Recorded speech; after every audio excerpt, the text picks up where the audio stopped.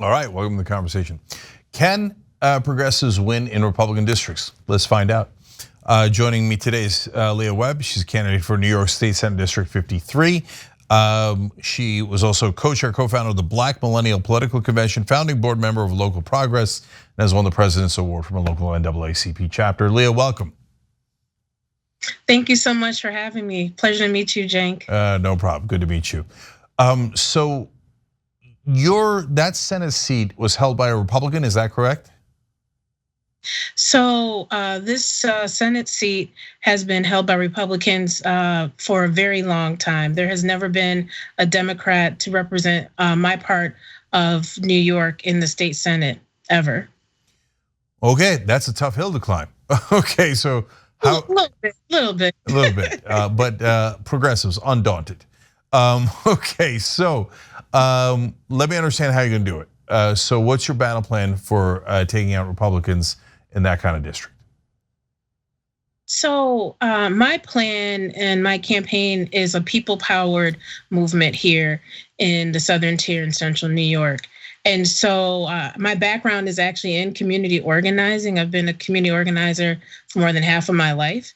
And so ground game all the way, grassroots. And that's critical, right? Because you want your leadership to understand firsthand the issues that people are dealing with every day in their lives. And so it starts at the grassroots, absolutely. So we're gonna we are running a grassroots campaign where everyone has a role, and especially on these issues, critical issues that are impacting us every day here in not just my region, but across the state. So it's in New York, but it's not New York City, and a lot of people get it confused. Like in some of the more rural areas and in upstate, et cetera, there's plenty of Republican voters, and the districts are different than what you might expect when you hear New York, right? And so, Lea, I hear all the time that Democrats could get Trump Republicans to switch over, and Republicans are disaffected by Trump, et cetera. I gotta be honest, I never believed it. And then the 2020, 93% of Republicans voted for Trump, which is a very solid percentage. Some always defect from their party no matter what. So it's not like, wow, we got 7%. But I don't know it at the ground level. So at the ground level, as you've got Republicans in that district, have any of them soured on Trump? Or no, you really got to go get independents because the Republicans are immovable? So I think the sentiment of the folks in my part of the state, actually across the state, the sentiment quite largely is that people are tired of leaders making decisions, absence of understanding the challenges that people are grappling with every day. So people are being strapped by medical debt. We are also having issues around affordable housing. So it's bigger than a particular party. People really want elected officials who genuinely understand the issues that working families are dealing with. And so with redistricting, it has most certainly shifted in terms of demographic representation by party. And what I mean by that is, so we have new districts in the area that lean more blue, but I think the most critical issue is that we deserve leadership that not only understands, but has a track record working on these critical issues here in our region and across the state. Let me ask you, I guess, a little bit more specifically, although it's still broad categories, but in your experience in reaching out to voters that aren't already Democrats or progressives or left wing, what works better, social issues or economic issues? I think both, most certainly. This pandemic has put everyone in a position where issues that we've been grappling with for a long time have become even more exacerbated. And so for any person, whether you're running for office or working in the community, it's critical that you understand both the social and economic impacts of policies that are coming from the federal level all the way down. So if you had to make a case to a Republican voter right now, or an independent, but just someone who's not a Democrat, right? To get them to vote for you, what's the case you make to them? My case is very simple, and that is we need leadership that genuinely understands and is willing to work to address the issues that are impacting us. So, for instance, with healthcare reform as a big issue, we all need healthcare, right? And at the same time, there are significant issues that this pandemic has exacerbated as it pertains to not only coverage, but also affordability, because a number of families are being strapped by medical debt where they're having to pick between, do I pay for life-saving medications or put food on the table?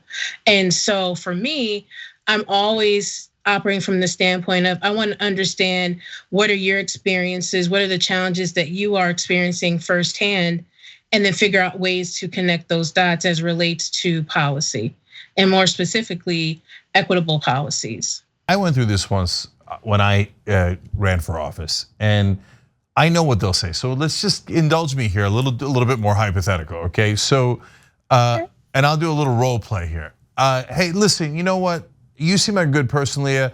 And yeah, I got issues, and I'm worried that our deductible's too high, and we go to a hospital, and I'm worried that's gonna knock us out. I don't know what we're gonna do about it. But what I don't want is more of that socialism, okay? And I'm worried that if we leave it to government, they're just gonna screw it out worse. I'm gonna have to wait on a longer life.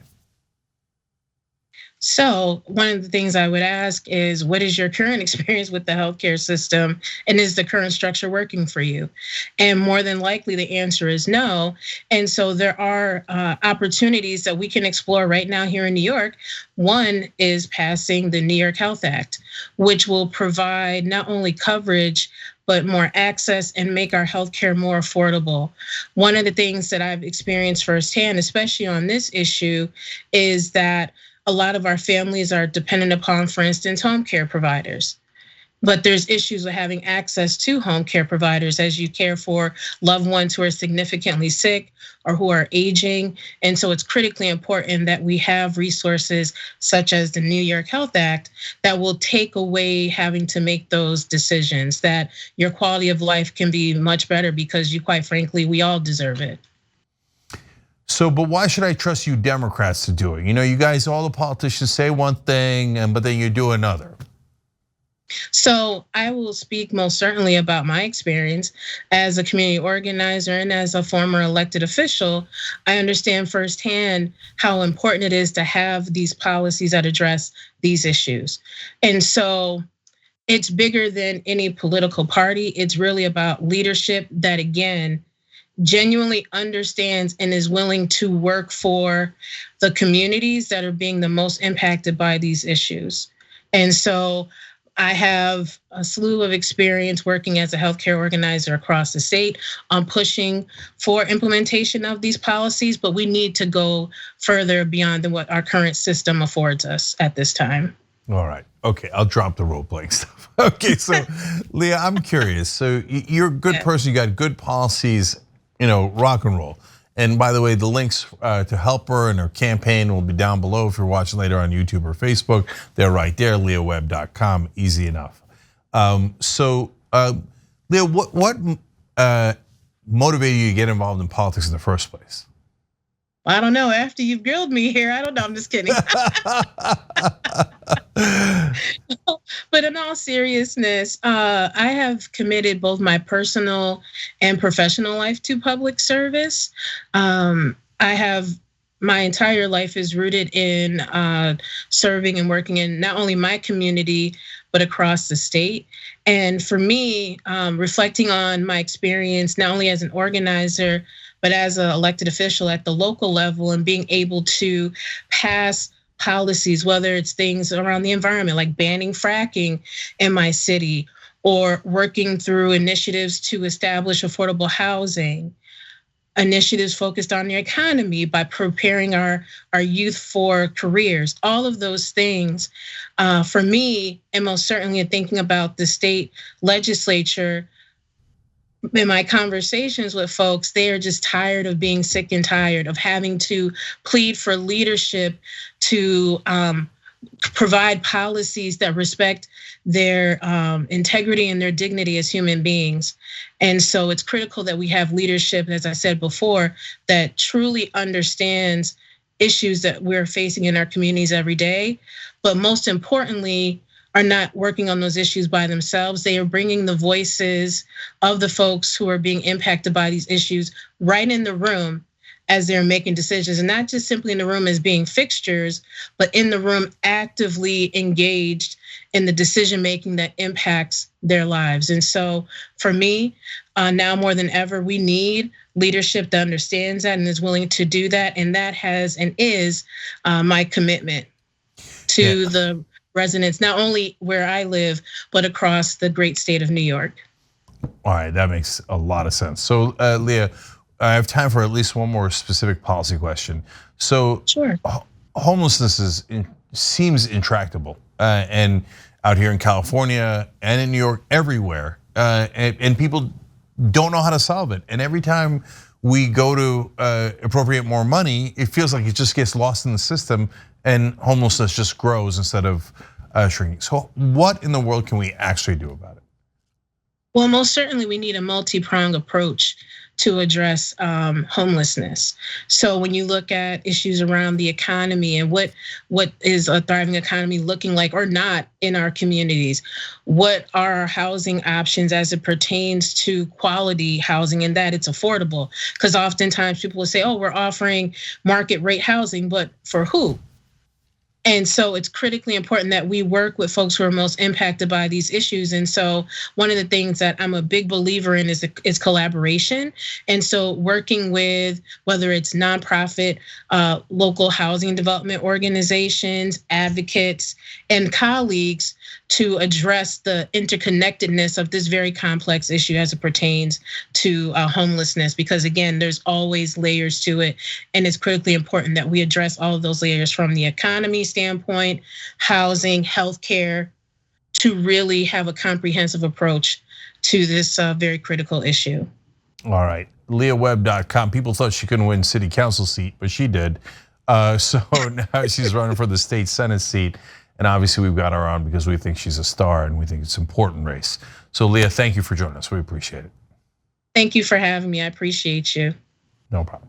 Thanks for watching The Young Turks. Really appreciate it. Another way to show support is through YouTube memberships.